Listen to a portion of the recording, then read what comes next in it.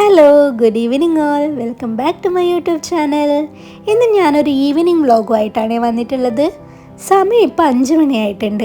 ഞാനും അമ്മയും റേവിക്കിനെയും കൂട്ടിക്കൊണ്ട് ഒന്ന് പുറത്തേക്കൂടിയൊക്കെ നടക്കാമെന്ന് കരുതി ഇറങ്ങിയിട്ടാണ് ഉള്ളത്.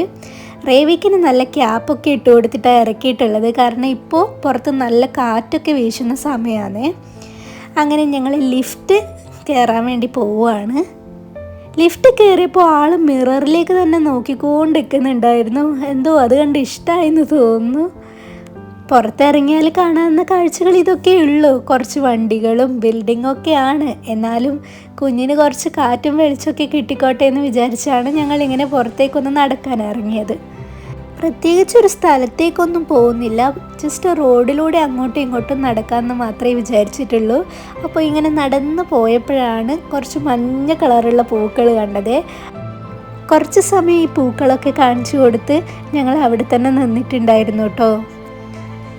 റേവിക്കിൻ്റെ ഈ ക്യാപ്പ് കുറച്ചൊരു ലൂസാണ്, അതിങ്ങനെ കണ്ണിലേക്ക് വന്ന് വീഴുന്നതുകൊണ്ട് ഞാൻ ഇടയ്ക്കിടയ്ക്ക് റെഡിയാക്കി കൊടുക്കുന്നുണ്ടായിരുന്നു. പുറത്തിറങ്ങിയ കാഴ്ചകളൊക്കെ കാണാൻ റേവിക്കിന് നല്ല ഇഷ്ടമാണ് കേട്ടോ.